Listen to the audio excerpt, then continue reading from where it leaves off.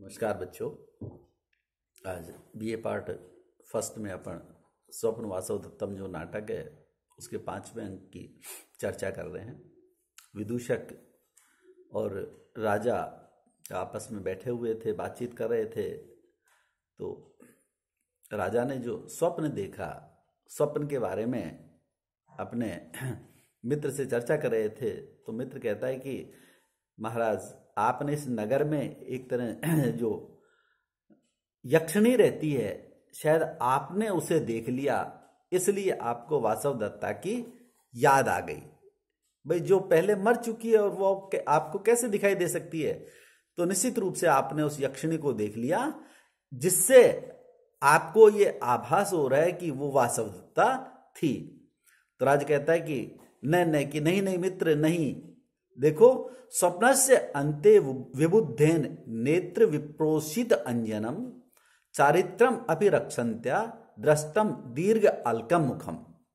कि मित्र, स्वप्नस्य अन्ते, कि स्वप्न की समाप्ति पर, जैसे ही मेरा स्वप्न समाप्त हुआ, स्वप्न की समाप्ति पर विबुद्धेन मया, मेरे जागने पर, जैसे ही मैं जागा, खड़ा हुआ, तो वो अपने एक तरह से मेरे जागने पर चारित्रम रक्षन्त्या, अपने चरित्र की रक्षा करती हुई वो वासवदत्ता अपने आप को इस तरह से पेश करती हुई कि जिससे उसको कोई उसको देख नहीं ले, कोई उसे पहचान नहीं ले, ऐसी उस वासवदत्ता को जो नेत्र विप्रोषित अंजनम, बिना काजल की आंखों वाली, और दीर्घ अलकम मुखम दृष्टम, और लंबे बालों वाली ऐसी उस वासवदत्ता को इस प्रकार से मैंने देखा है। कि मित्र, तुम कह रहे हो कि ये कोई यक्षिणी जो जिसका तुमने दिन में दर्शन हो गया और वो रात को आपको स्वप्न में दिखाई दे गई। मित्र, ऐसी बात नहीं है। मैंने वासवदत्ता को देखा था, जो इस प्रकार से, यानी लंबे लंबे उसके बाल और बिना काजल की आंखों वाली, अपने चरित्र की रक्षा करती हुई इस प्रकार से, जैसे उसने मेरे को जगाया, मेरा इस प्रकार से बाह पकड़ी और तुरंत मेरे जागने पर वो यहां से निकल गई। स्वप्न जागने पर, जैसे ही मैं जागा तो कहीं ऐसा नहीं हो कि मैं उसे देख लूं, मैं उसे पहचान लूं, और वो अपने चरित्र की रक्षा करती हुई, यानी कहीं ऐसा नहीं हो कि लोग उसे मेरे पास में देख ले तो लोग अनायास में तरह तरह की बात करेंगे, ऐसे। और बिना श्रृंगार के, जो कभी नहीं होती रहती थी, आज मैंने ऐसे बिना काजल की आंखों वाली और लंबे लंबे बालों वाली ऐसी उस वासवदत्ता को इस प्रकार से देखा। और भी मित्र, कि यो अयम संत्रास्तया देव्या तया बाहु निपीड़ित स्वप्ने अप्य समुत्पन्न स्पर्शो रोम हर्षम न मुंचती। कि ऐसे स्वप्न में इस प्रकार से जो उसने मेरा स्पर्श किया, स्वप्न होते हुए भी जो उसने मेरा स्पर्श किया, और उसकी स्थिति कैसी थी?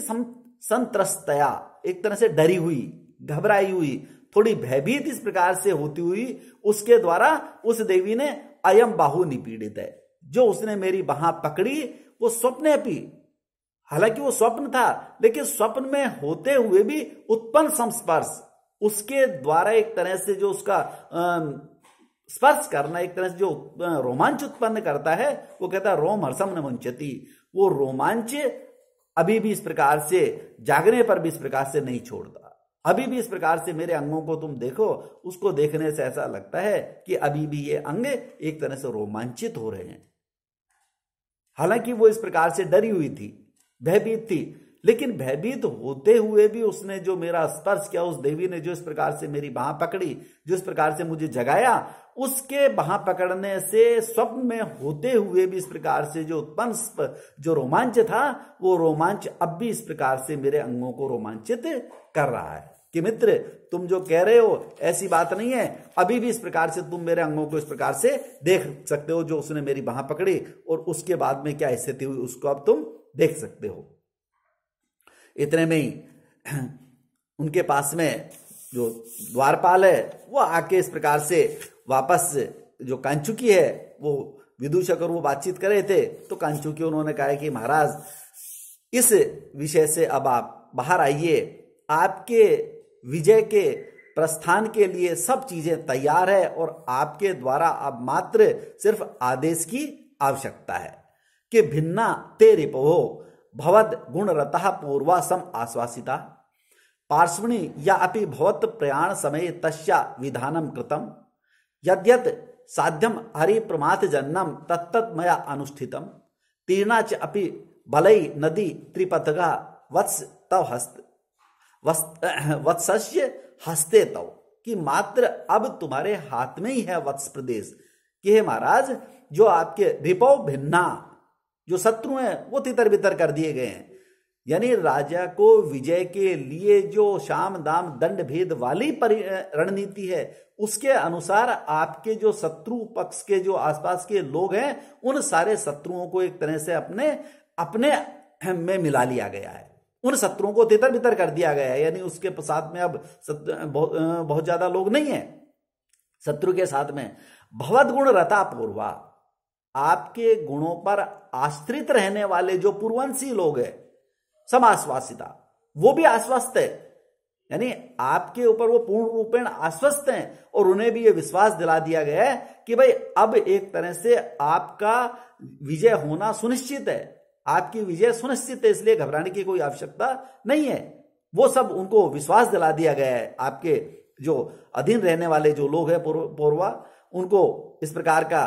और भवत प्रयाण समय, आपके प्रस्थान के समय या पार्श्वनी तस्यापि विधानम कृतम, आपके प्रस्थान के समय जिस सेना की आवश्यकता है एक तरह से उस सेना का भी एक तरह से पूरी तैयारी कर ली गई है।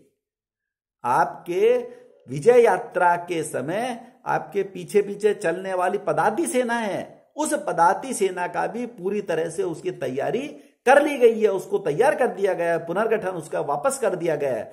अरि प्रमाथ जन्नम, यानी शत्रु के विनाश के लिए यद्य साध्यम, जिस जिस साधन की आवश्यकता है तत्तत् मया अनुष्ठितम, वो सारे के साधन मेरे द्वारा पूर्ण कर लिए गए। यानी शत्रु को समाप्त करने के लिए जिस किसी चीज की भी आवश्यकता है, छोटी से छोटी आवश्यकता है, उस सारी आवश्यकताओं की पूर्ति हमने कर ली है।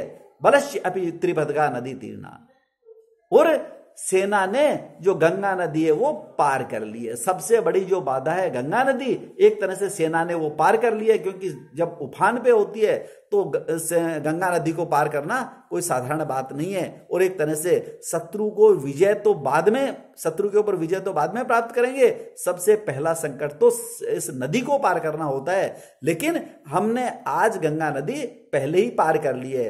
वत्सा चता हस्ते संति, अब महाराज जो वत्स प्रदेश है एक तरह से आपके हाथ में ही समझो, अब बहुत ज्यादा कोई दिक्कत नहीं है, अब मात्र आपके हाथ में ही समझो वत्स प्रदेश। क्यों? क्योंकि सेना के द्वारा जिस जिस तैयारी की आवश्यकता थी वो सारी की सारी तैयारी हमारे द्वारा कर ली गई है। विजय के लिए जिस जिस चीज की आवश्यकता थी वो सारी चीज अब हमारे पास में है। जैसे आपके जो पड़ोसी जो राजा लोग थे उन सारे राजाओं को हमने संधि आदि करके अपनी ओर मिला लिया, एक तरह से रिपव भिन्ना, आपके शत्रुओं को तितर बितर कर दिया गया। भवद गुण रता पूर्वासम आश्वासिता, आपके गुणों पर अनुरक्त रहने वाले एक तरह से जो आपके नगरवासी हैं, आपके जो नागरिक हैं, उन नागरिकों में भी हमने ये विश्वास पैदा कर दिया कि भाई अब महाराज की विजय में बहुत ज्यादा दूरी नहीं है, बहुत ज्यादा देर नहीं है। वो भी संतुष्ट हो गए, वो भी आश्वस्त हो गए कि हाँ भाई आप लोग कह रहे हैं वो बिल्कुल सही है। अरि प्रमाथ जन्म यद यद साध्यम, शत्रु के ऊपर विजय प्राप्त करने के लिए जिस जिस साधन की आवश्यकता है, शत्रु को समाप्त करने के लिए जिस जिस चीज की आवश्यकता है, वो कहता है मया अनुष्ठितम, वो सारे साधन मैंने पूरे कर लिए हैं। उन सारे साधनों की तैयारी हमने इस प्रकार से पहले कर ली है, शत्रु के विनाश के लिए सारे उपाय हमने देख लिए। उन सारे उपायों को करने के बाद ही मैं आपके पास में ये सूचना देने आया हूं। और बलश्य त्रिपथगा नदी तीर्णा, और सेना ने भी एक तरह से जो गंगा नदी है वो पार कर ली है। अब महाराज वत्सा चतव हस्ते संति, अब वत्स प्रदेश मात्र आपके हाथ में ही समझो, बहुत ज्यादा दूर नहीं है शत्रु अब हमसे। इसलिए मैं आपको विश्वास दिलाता हूं महाराज, अब वत्स देश आपके हाथ में ही है। इतना इस तरह से कंचुकी द्वारा राजा को यह विश्वास दिलाया जाता है कि भाई सारी जिस तैयारी की आवश्यकता थी वो सारी की सारी तैयारी हमने कर ली है। क्यों? क्योंकि जब तक राजा को यह विश्वास नहीं हो जाएगा कि हाँ भाई मेरे द्वारा जो तैयारी, अगर मैं बिना तैयारी के अगर आक्रमण करूंगा शत्रु के ऊपर तो निश्चित रूप से हमें मुंह की खानी पड़ेगी। लेकिन जब कांचुकी इस प्रकार से राजा को विश्वास दिलाता है तो राजा एक तरह से एकदम तत्पर हो जाते हैं और निश्चिंत हो जाते हैं कि चलो भाई, अब अपना जो काम था, जो कार्य था, अब हमें करना चाहिए। इस तरह से उसके द्वारा जो तैयारी की सूचना दी, राजा उसके ऊपर तैयार हो जाते हैं। राजा कहते उत्थाय बाडम अयम इदानीम, तो चलो बहुत अच्छा है, और अब हम उसके ऊपर आक्रमण इस प्रकार से हमें करना चाहिए, आक्रमण करते हैं। इस तरह से राजा आगे बढ़ता है। आज इतना ही, धन्यवाद।